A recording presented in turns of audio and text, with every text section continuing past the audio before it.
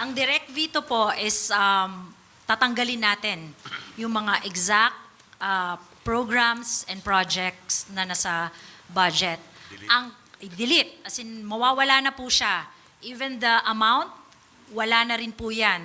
So ibig sabihin po, yung 26 billion na natanggal sa DPWH, bababa po yung level ng budget natin ng by 26 billion pesos. Yun po ang ibig sabihin nun. So, yun po ang direct veto.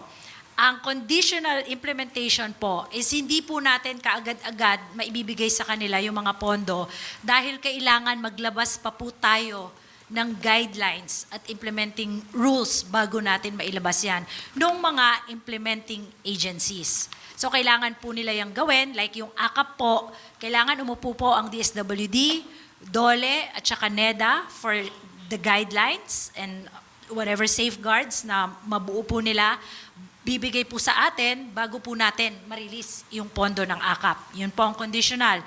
Ang general observation po is we would just like to ensure na pag in-implement nila yung mga proyekto, consistent yan sa kung ano ang batas, kung ano yung mga mandato ng mga ahensya, ganun po yun. So yun po yung tatlo.